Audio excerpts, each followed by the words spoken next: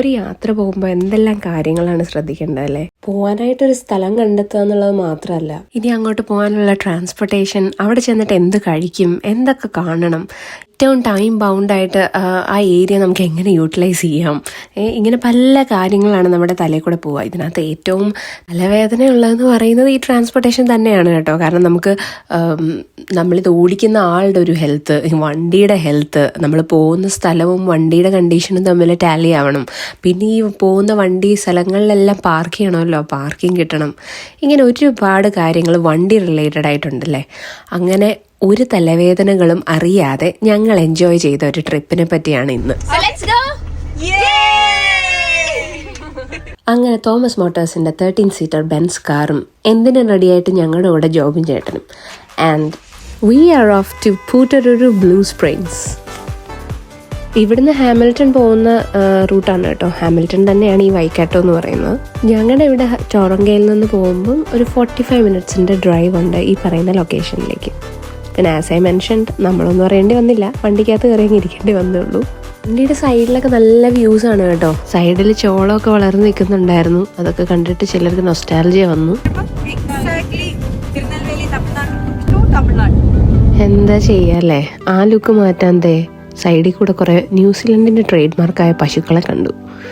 അങ്ങനെ പറഞ്ഞിരിക്കെ ഞങ്ങൾ 45 മിനിറ്റ്സ് പോയതറിഞ്ഞില്ല. നല്ല ഭംഗിയുള്ള വ്യൂസൊക്കെ കണ്ട് നേരെ ചെന്നിറങ്ങി.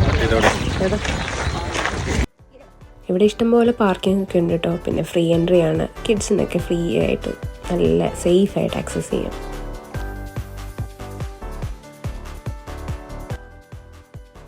ഈ പൂട്ടരൂരു ബ്ലൂ സ്പ്രിങ്സ് എന്ന് പറയുന്നത് നമ്മളുടെ ഒരു ഷോർട്ട് ഈസി വാക്കാണ്. വൈഹോ റിവേഴ്സ് എന്ന് പറയുന്നൊരു റിവറിൻ്റെ സൈഡിൽ കൂടെയുള്ള വളരെ നമുക്കൊന്ന് സമാധാനത്തോടുകൂടി നല്ല ടൈമൊക്കെ എടുത്ത് ബ്യൂട്ടിയൊക്കെ എൻജോയ് ചെയ്ത് നടക്കാൻ പറ്റുന്നൊരു വാക്കാണ്. പിന്നെ മെയിനായിട്ട് ഈ ജോലി സംബന്ധമായിട്ട് വീട്ടിൽ വന്ന് നിന്നാലും ഇതുമായിട്ട് കണക്ഷൻ വിടാത്ത ആൾക്കാർ എന്തായാലും ഇവിടെ വരണം.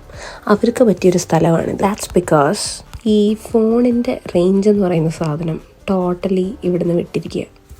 നമ്മളിവിടെ കയറി കഴിഞ്ഞാൽ പിന്നെ ഫോണിന് റേഞ്ച് ഇല്ല. So the best thing about it is that we'll be spending a quality time admiring the nature. ചെമ്മരിയാടുകൾ എന്ത് ഭംഗിയാണ്, നല്ല അടിപൊളി ഗ്രീൻ. സ്പ്രിങ്ങിൻ്റെ ഒരു ചെറിയ ഭാഗം നമ്മൾ കാണാൻ തുടങ്ങി. അത് അത്ര ദൂരെ നോക്കുമ്പോൾ നമുക്ക് പ്രത്യേകിച്ചൊന്നും തോന്നില്ല. അതിൻ്റെ അടുത്ത് നിന്ന് പതുക്കെ നമ്മൾ നടക്കുന്തോറുമാണ് അതിൻ്റെ അടുത്തോട്ട് എത്തുക. സൂക്ഷിച്ച് നോക്കിയാലേ അതിൻ്റെ ഭംഗി നമുക്ക് മനസ്സിലാവാൻ പറ്റുള്ളൂ കേട്ടോ. ഇത് എന്താ പറയുക, എത്ര ക്യാമറ നിങ്ങൾ ഏത് രീതിയിൽ കൊണ്ടുവന്നു എന്ന് പറഞ്ഞാലും കണ്ണിന് നമ്മൾ നേരിട്ട് കാണുന്ന ആ ഭംഗി എത്ര ശ്രമിച്ചാലും ക്യാപ്ചർ ചെയ്യാൻ പറ്റില്ല. ഞങ്ങൾ നടന്ന് കുറച്ച് ഇച്ചിരിയും കൂടെ ഒരു ചെറിയ രീതിയിൽ അങ്ങോട്ട് ആക്സസ് ഉള്ളൊരു ഏരിയയിലോട്ട് കയറി. ഞാൻ പിന്നെ ചാടി ഇറങ്ങി. അതിൻ്റെ അടുത്തൊന്ന് പോയി നിന്നപ്പോൾ അത് വേറെന്തോ വേൾഡ് പോലെയാണ് തോന്നുന്നത്. അത്രയും നല്ല ഭംഗിയായിട്ട്. പിന്നെ അതിൻ്റെ കൂടുതൽ അടുത്തോട്ട് പോയില്ല. ചതുപ്പ് പോലെയാണ്. ചില ഏരിയാസ് ഇച്ചിരി ഡീപ്പറും ചില ഏരിയാസ് അത്ര ഡീപ്പല്ലാതെയൊക്കെ ആയതുകൊണ്ട് ഇച്ചിരി ചെറിയൊരു പേടി. എന്നാലും ഇറങ്ങി അടുത്തൊക്കെ ചെന്ന് നിന്ന് ആ വെള്ളത്തിലൊക്കെ തൊട്ടിങ്ങനെ നിൽക്കണം. വരുന്നുണ്ടോ? Are you coming? ബ്യൂട്ടിഫുൾ ആണിത്.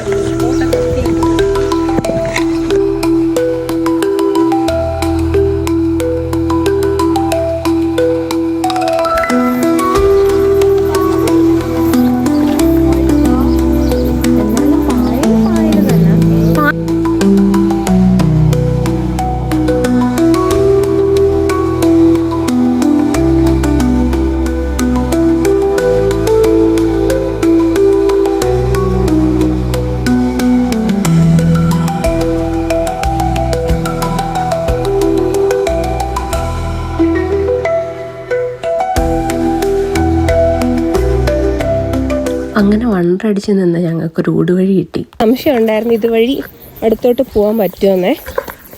സോ വാസി വഴികളിൽ കൂടി ചെറുതായിട്ടൊന്ന് സ്ലിപ്പറി നല്ല വ്യൂ പ്രതീക്ഷിച്ചിട്ടാണ് ഈ ഊടുവഴി കൂടെയൊക്കെ പോകുന്നത് കേട്ടോ. ഈ ചില സാധനങ്ങളുടെ ഭംഗി കണ്ടു കഴിയുമ്പോൾ നമ്മൾ അതിനോട് ഭയങ്കര അട്രാക്റ്റഡ് ആയി പോവും. അതിപ്പോൾ അന്ന് പറയുന്ന പോലെയാണ് ആ കളറും ആ വെള്ളത്തിന് ബ്ലൂവും ആ ഗ്രീനും എല്ലാം കൂടെയുള്ള കോമ്പിനേഷൻ ഒന്ന് അടുത്ത് കാണാൻ ഭയങ്കര ആഗ്രഹം തോന്നിയിട്ടാണ് കേട്ടോ ഈ സൈഡിൽ കൂടെ ഇങ്ങനെ ഇറങ്ങിപ്പോകുന്നത്. എല്ലാവരും ഒന്നും ഇതുവഴി ഇറങ്ങി വന്നില്ല, കാരണം ഇനി മുന്നോട്ട് ഇത്തിരി നടക്കാനുണ്ട്. നടക്കുമ്പം ഇതുപോലെ തന്നെ അടുത്ത് കാണാൻ വേണ്ടി അവർ പാലം ഉണ്ടാക്കിയിട്ടിട്ടുണ്ട്, അതിൽ കൂടെ കാണാൻ പറ്റുമെന്ന് അറിയാം. എന്നാലും ആ ബ്രിഡ്ജിൻ്റെ മേളിൽ കൂടെ കണ്ട ആ സ്ഥലം ശരിക്കും ഒന്നുകൂടെ അടുത്ത് കാണാൻ പറ്റിയിരുന്നെങ്കിൽ എന്ന് വിചാരിച്ച് ഇങ്ങനെ ഇറങ്ങി വന്നത്. കാരണം ഇവിടെ ഉള്ള ബ്ലൂ കളറിൻ്റെ ഡെപ്ത് ഇച്ചിരി കൂടുതലാണ് മറ്റേ ഏരിയനേക്കാളും എന്ന് തോന്നുന്നു. മറ്റേത് കണ്ടു കഴിഞ്ഞ് വന്നിട്ട് ഞാൻ ഈ വോയിസ് ഇടുന്നതുകൊണ്ടായിരിക്കാം. ബട്ട് ഈ ഏരിയയിൽ നിന്ന് അടുത്ത് കണ്ടതിന് എനിക്ക് റിഗ്രറ്റ്സ് ഒന്നുമില്ല കേട്ടോ. ഒരു മാജിക്കൽ അറ്റ്മോസ്ഫിയർ. ഈ വെള്ളം ഇത്ര ക്ലിയർ ആയിട്ട് നമുക്ക് കാണാൻ പറ്റുന്ന എന്തുകൊണ്ടാണെന്നറിയോ? ഇത് ഒരു 50 to 100 ഇയേഴ്സിൻ്റെ ഫിൽട്രേഷൻ പ്രോസസ്സിലൂടെ ഭൂമിക്ക് അടിയിൽ നിന്ന് വരുന്ന വെള്ളമാണ്. ഓക്കെ, അതുകൊണ്ട് തന്നെ ഇത് ഭയങ്കര പ്യുവറാണ്. And it is rich in calcium and magnesium and other minerals. ഇതൊക്കെ നാച്ചുറലായിട്ട് ഇതിനകത്തുള്ളതാണ് കേട്ടോ. ഈ വെള്ളം വളരെ ഫേമസുമാണ്. ബിക്കോസ് ന്യൂസിലൻഡിലെ 70% of pure spring water supply ഈ പുറ്ററൂരു ബ്ലൂ സ്പ്രിങ്സിൽ നിന്നാണ്.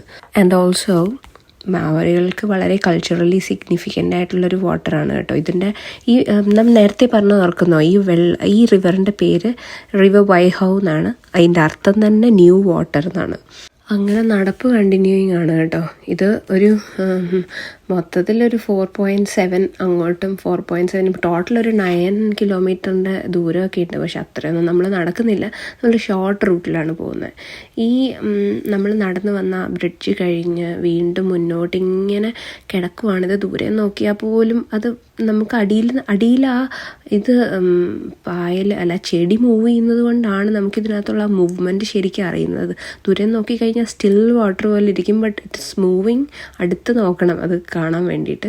നല്ല ദൂരം വരെ ഒരു എന്താ പറയുക, ഒരു ഗ്ലാസ് ഇട്ടിരിക്കുന്ന പോലെ നമുക്ക് തോന്നുക കേട്ടോ. അത്രയ്ക്ക് ക്ലിയർ വാട്ടറാണ്. നമ്മുടെ ഏതോ മൂവിയിൽ രഞ്ജി പണിക്കരുടെ ഒരു ഡയലോഗ് ഉണ്ടല്ലോ, ഈ ഒരു പച്ചപ്പും ഹരിതാപവും, എൻ്റെ അമ്മേ ഇതൊക്കെ കണ്ടുകൊണ്ട് ഇങ്ങനെ അങ്ങ് നിൽക്കാനാണ് തോന്നിയത്. നമ്മളെന്താ ചെയ്യട്ടെ തെറിഞ്ഞൂടാ. വളരെ ഈ സ്റ്റിൽ വാട്ടേഴ്സ് ബൈബിളിലൊക്കെ എഴുതിയിട്ടില്ലേ, പച്ചയായ പുൽപ്പുറങ്ങളിൽ അവൻ എന്നെ കിടത്തുന്നു, സ്വസ്ഥതയുള്ള വെള്ളത്തിനരികത്തേക്ക് എന്നെ നടത്തുന്നു. അങ്ങനത്തെ ഒരു വെള്ളം ഭയങ്കര അത് മൂവ് ചെയ്യുന്നുണ്ടെങ്കിൽ അതിന് സൗണ്ടൊന്നുമില്ല, അതിൻ്റെ താഴെ കൂടെ ഉള്ള ആ മൂവ്മെൻ്റാണ്. അത് നല്ല രസം അത് കണ്ടുകൊണ്ടിരിക്കാൻ. ഞാനൊരു സൈഡിലോട്ട് അങ്ങിരുന്നു, ഈ വ്യൂ ഒക്കെ കണ്ട് കുറേ നേരം നോക്കിയിരുന്നത്. എന്താ പറയണ്ടേ, ഗ്രീൻ കളറും ആ ക്രിസ്റ്റൽ വാട്ടറും, അത് നല്ലൊരു ഫീലിംഗ് അതിരുന്നത്. നമുക്ക് ഒരു ഭയങ്കര പീസാണ് അവിടെ ഇരിക്കുമ്പോൾ. വെയിലുണ്ടായിരുന്നെങ്കിൽ പോലും ഉണ്ടല്ലോ ആ ഇരുത്തം, അതൊരു ഭയങ്കര ഒരു മെഡിറ്റേറ്റിംഗ് ഫീലിംഗ് ആയിരുന്നു. ഈ വെള്ളം തിളങ്ങുന്നുണ്ടോ, ബ്യൂട്ടിഫുൾ വെള്ളം. നോക്ക്, ഇതിനകത്ത് ഈ താഴത്തോട്ട് നോക്കിക്കഴിഞ്ഞാൽ വേറൊരു ലോകം പോലെയില്ലേ, ചാടാൻ നിൽക്കുന്ന പോലെ. എന്ത് രസാ. ഇതാണ് പൂട്ടാരൂരു സ്പ്രിങ്സ്. സോ ഞാൻ കുറേ നേരം അവിടെ ഇരുന്നു. ഈ എവിടെയെങ്കിലും പോയി കഴിഞ്ഞാൽ നമ്മൾ ഇച്ചിരി നേരം അവിടെ എൻജോയ് ചെയ്യണമല്ലോ, ചുമ്മാ പോയി കണ്ടു വരാതെ. അങ്ങനെ ഞാൻ കുറേ നേരം അത് നോക്കി അങ്ങിരുന്നു.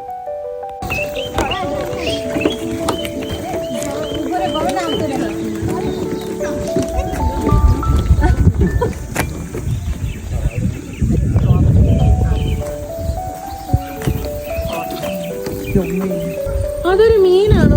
അല്ല, കറുത്തത്. എവിടെ?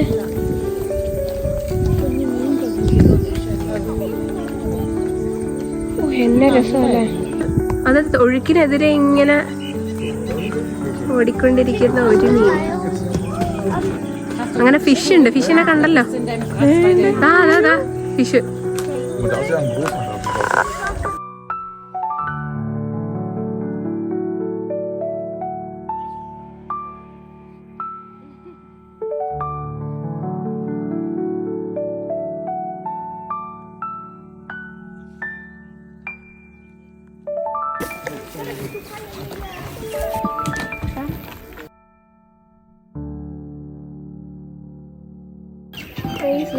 ഈ ഏരിയ എല്ലാ വർഷവും ഓപ്പൺ ആവുന്നത് ഒക്ടോബർ ടു ഏപ്രിലാണ്. ആ സമയത്താണ് ഏറ്റവും കൂടുതൽ ടൂറിസ്റ്റ് അല്ലെങ്കിൽ വിസിറ്റേഴ്സ് ഇവിടെ വരുന്നത്.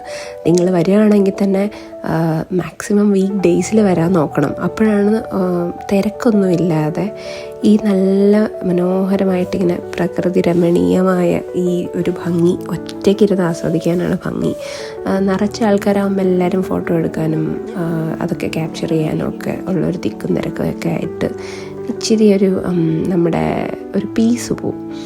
അപ്പം എല്ലാവരും ഈ ഒരു സ്ഥലം വന്ന് കാണണം. Definitely worth the view. അങ്ങനെ ഞങ്ങളുടെ ഇന്നത്തെ യാത്രയുടെ ഫസ്റ്റ് പാർട്ട് ഇവിടെ തീരുകയാണ്. But that is in first destination കഴിഞ്ഞ് നമ്മൾ രണ്ടാമത്തെ സ്ഥലത്തോട്ട് പോകുന്നത്. That is McLaren Falls. So wait for part 2.